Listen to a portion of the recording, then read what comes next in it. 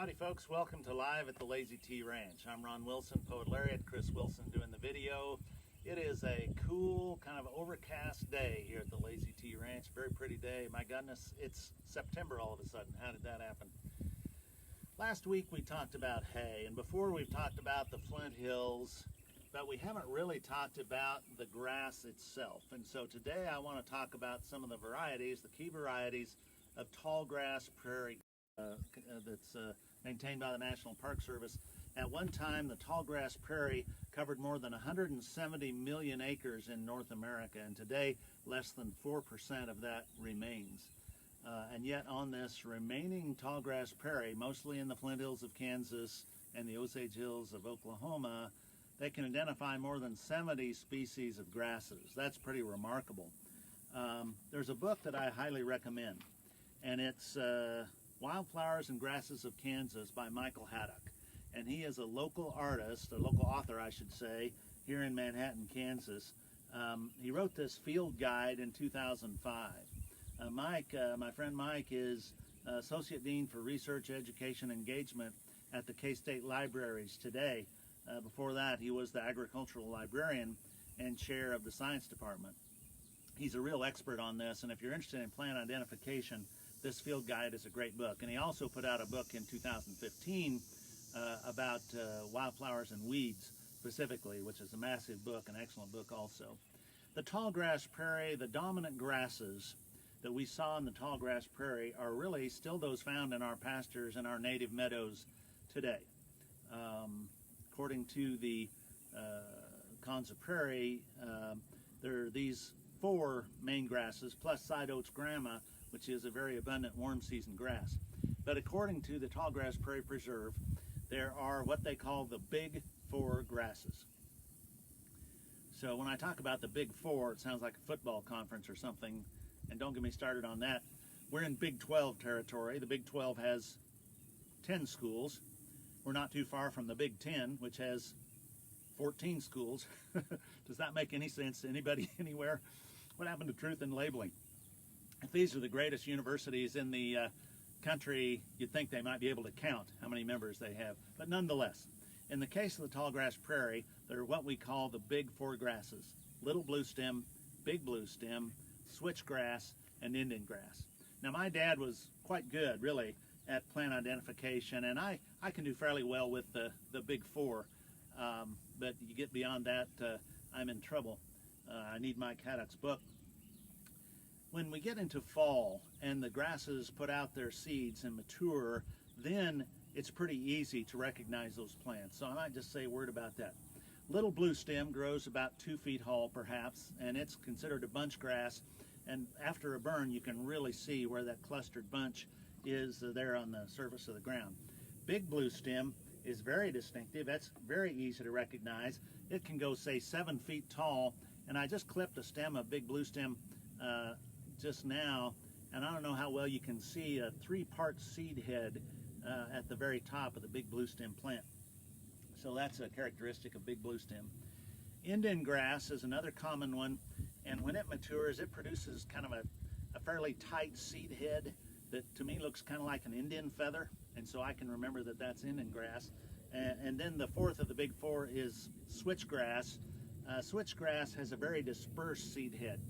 You know, the long hairs at the end of a cow's tail are called the switch. And I imagine if you had that switch and you teased out the hair, that's kind of what the seed head of switchgrass would look like. So we have those varieties of native tallgrass in our native prairie. They become prairie hay, and they're part of our pastures. So it's called tallgrass prairie, and some of these plants are massive, so, you know, way above my head. And so you say, wow, there's a lot of biomass, a lot of vegetative matter there. But the truth is, people are just seeing the tip of the iceberg, so to speak, because there's a very extensive root system that is below the ground that we don't see. They tell me that little bluestem can produce roots that are 7 feet deep. Big bluestem can go 8 feet deep. Switchgrass can go up to 10 feet deep in the ground, massive roots. And if you really want to see an exhibit on this, go to the Flint Hills Discovery Center in Manhattan, Kansas. There on the first floor, there's an area you can walk through as if you're underground and see this massive network of roots that can be found underneath these tall grass plants. They estimate that more than 75% of the biomass is actually underground where we can't see.